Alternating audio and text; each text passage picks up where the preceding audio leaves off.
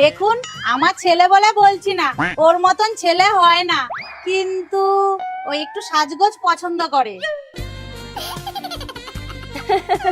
আরে সেই বিষয়ে আপনি একদম চিন্তা করবেন না দিদি, আমার মেয়ে সাজগোজ করতে খুব পছন্দ করে, কিন্তু ওর আবার কালো রংটা খুব পছন্দ। আরে সেই সব নিয়ে আমাদের কোনো সমস্যা নেই দিদি, মেয়ে যখন পছন্দ আছে তখন আমরা বাড়িতে কালোময় করে দেবো। মা তাহলে কালকেই সারা বাড়িতে কালো রং করে দিতে বলি, আর লাইট গুলো কালো লাইট। চুপ কর দিদি, তাহলে আপনারা একটা দিন ঠিক করুন, সেই দিনই বিয়ে হবে। আসো বৌমা, আসো, আয় বসো। বুঝলি বাবু, মনে হচ্ছে বাড়িতে এতদিনে প্রাণ ফিরে এলো। বৌমা, আজকে কিন্তু তোমার প্রথম রান্না, এমন রান্না করে খাওয়াবা সবাই যেন আঙ্গুল চাটতে চাটতে সরু করে ফেলে। নাও এখন আমার আর বাবুর জন্য রুটি আর চা করে নিয়ে আসো। মা, এই যে আপনাদের চা রুটি। এ কি বৌমা, রুটিগুলো পুড়ে গেল কি করে? মা, পড়েনি, আমি পুড়িয়েছি কালো করার জন্য। জানেনই তো আমি আবার কালো রং খুব পছন্দ করি। তুমি ভাত করো মা, আজকে রুটি খাবো না, ভাত খেয়েই কাজে যাব। আচ্ছা। মা রুটি পুড়িয়ে কালো করেছে, ভাত তো আর কালো করতে পারবে না। এই নাও ভাত। এ কি বৌমা, ভাতগুলো কালো কেন? কালো না হলে দেখতে ভালো লাগে না, তাই ভাতের মধ্যে একটু রং মিশিয়েছি। না, আজকে বাইরের থেকেই খাবার আনতে হবে। এই আমার মানিব্যাগ থেকে টাকা নিয়ে আসো তো। আচ্ছা। টাকা? বৌমা, তুমি রুটিটা ফেলে দিচ্ছ কেন? কালকে রাতের রুটি তো, তাই। কেন, বাসি রুটি গরম করে খাওয়া যায় না?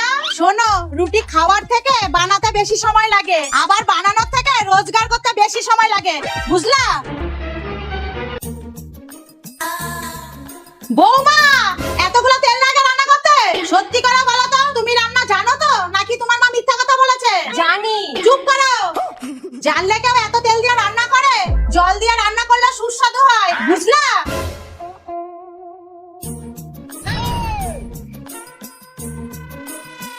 এ কি মা, এটা আপনি কি করছেন? দেখো না, সুইচটা কিছুতেই বন্ধ হচ্ছে না। কই দেখি। এই তো বন্ধ হয়ে গেল। তাহলে পাখাটা চালিয়ে রাখছো কেন? ইলেকট্রিকের বিল কি তোমার বাবা দেবে?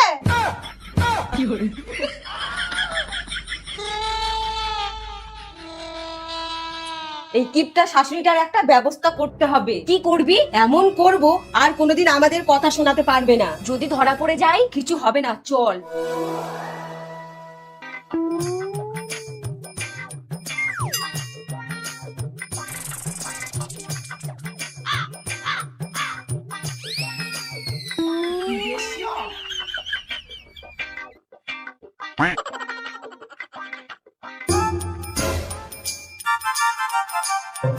কি ব্যাপার, এতগুলো টাকা কিসের জন্য দিচ্ছে দেখি তো?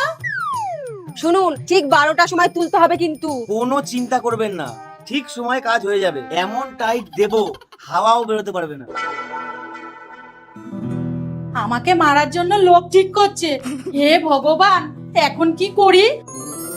বৌমা, আজকে তোমাদের কোনো কাজ করতে হবে না, সব কাজ আমি করব, তোমরা রেস্ট নাও।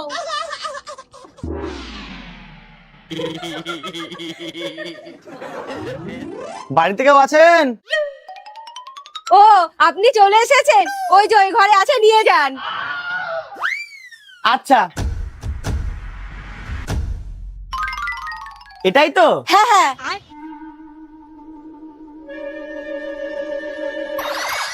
বৌমা, এটা কি হলো? মা, হটপটটা খারাপ হয়ে গেছে, রুটিগুলো খারাপ হয়ে যাচ্ছিল, তাই মিস্ত্রি রেখেছিলাম।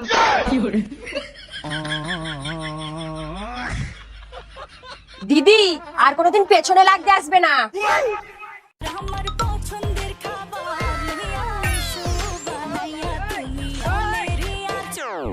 বৌমা, তোমার সাহস তো কম না, তুমি আমার আমের আচার খাচ্ছ। দাও বলছি, দাও।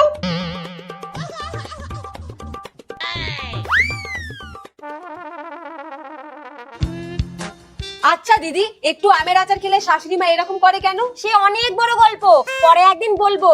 না, আমাকে এক্ষুনি শোনাতে হবে। তাহলে শোন, শাশুড়ি মায়ের তখন অল্প বয়স, উনি তখন আমের আচার খেতে ভালোবাসতো। আর শ্বশুর সেই সুযোগ নিয়ে মিথ্যে কথা বলে শাশুড়িকে আমের আচারের লোভ দেখিয়ে প্রেমের জালে ফেলে। মিথ্যে কথা? হ্যাঁ, বলেছিল শ্বশুরের 4টে হিমসাগর আম বাগান আছে, তাকে বিয়ে করলে 12 মাস আমের আচার করে খাওয়াবে। কিন্তু শাশুড়ি তাতেও রাজি হয়নি। তাহলে বিয়েটা হলো কি করে? ব্ল্যাকমেল করেছিল, বলেছিল তার বাগানের আমের আচার করে শাশুড়িকে খাওয়াতে না পারলে বাগানেই আগুন ধরিয়ে দেবে। তাহলে কাউকে আচার খেতে দেখলে শাশুড়ি এত রেগে যায় কেন? কারণ শ্বশুর মিথ্যে কথা বলেছিল, তার কোনো আম বাগানই ছিল না, ছিল 4টে পেয়ারা বাগান। কিন্তু তখন ছিল না, এখন তো আছে। আর তোর দেওরও তো আমের আচার খাইয়েই আমার মন চুরি করেছে, আর বলেছে 12 মাস ওদের বাগানের আম দিয়ে আচার করে খাওয়াবে। তোর বড় তোকে মিথ্যে কথা বলেছে, আম বাগান এখনো নেই। তাহলে ও যে আমার জন্য আমের আচার নিয়ে যেত, শাশুড়ির বয়ম থেকে চুরি করে নিয়ে যেত। আজকে আসুক বাড়িতে। ওই পেয়ারা গাছ কেটে যদি আমি আম গাছ না লাগিয়েছি, তাহলে আমার নামও পূজা না। এখন পেয়ারা বাগানও নেই, শ্বশুর জুয়ো খেলে সব হেরে গেছে। কোথায় যাচ্ছিস? শাশুড়ি মা তখন যেটা পারেনি, আমি এখন সেটা করব। বাপের বাড়ি চলে যাব। আয় আয় আমার সাথে আয় আয় আয়, বল তুই বল। একটা মেয়ে হয়ে আর একটা মেয়েকে আমি এই কথা বলতে পারবো না। শোনো, তোমার রান্না খুবই খারাপ, কোনোদিন ঝাল বেশি হয় তো কোনোদিন নুন কম হয়, তাই আমরা তোমাকে রান্নাঘর থেকে সাসপেন্ড করলাম।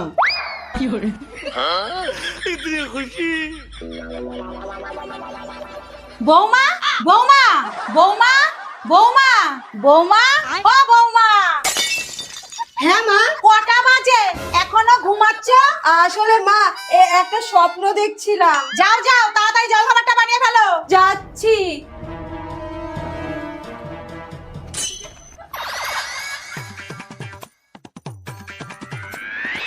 ধুর, শুরু হয়ে গেল বিনা পয়সার ডিউটি।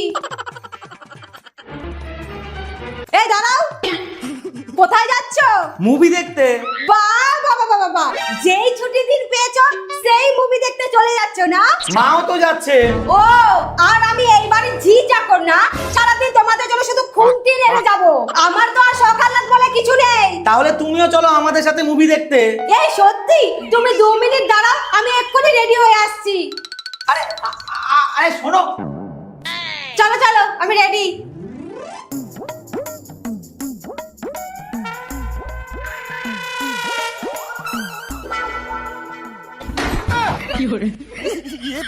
সব সময় শুধু আমার সাথেই এটা হয়। আরে হলো, মেয়ে ছেলেরাও তো এত সময় নেয় না। কি ব্যাপার, এরা কোথায় যাচ্ছে? কই গো? আরে আসছি আসছি। জিজ্ঞাসা করি। বাহ দিদি, এই শাড়িটাই তো তোকে দারুণ দেখতে লাগছে রে। ধন্যবাদ। তা কোথায় যাচ্ছিস রে? আর বলিস না, তোর দেওয়ার কয়দিন ধরে ঘুমাতে পারছে না, তাই 5 মাথার মোড়ে একটা এসির দোকান আছে না। আরে এখন আবার গল্প করতে শুরু করেছো? তোমার তো আবার কালার পছন্দ করতে করতে দিন চলে যাবে, তাড়াতাড়ি চলো। এসি কিনে ঠান্ডা ঘরে থাকবি? দাঁড়া, দেখাচ্ছি। বাবা বাবা, আমাকে একটু সাহায্য করুন। কি হয়েছে? আমার যা এসি কিনতে গেছে, আপনি এমন কিছু করুন ও যাতে এসি কিনতে না পারে। হয়ে যাবে, কিন্তু 5,000 টাকা লাগবে।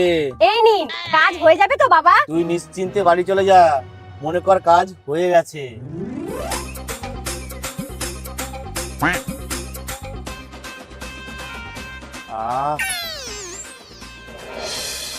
উফ, কি গরম বলো। হ্যাঁ ঠিকই বলেছো। কি রে, এসি কিনতে গেলি, কিনলি না? এসি কই না তো। তুই তো বললি 5 মাথা মোড়ে এসির দোকান। আরে 5 মাথা মোড়ে এসির দোকান আছে, তার পাশে কম দামে বালিশ পাওয়া যায়, তাই কিনতে গিয়েছিলাম। তোর দেওরের মাথার বালিশটা ছিঁড়ে গেছে তাই।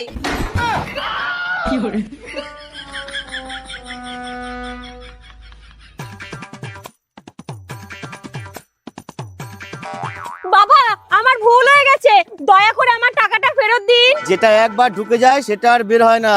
দিন না বাবা। চলে যা, না হলে মন্ত্র দিয়ে ভস্ম করে দেবো।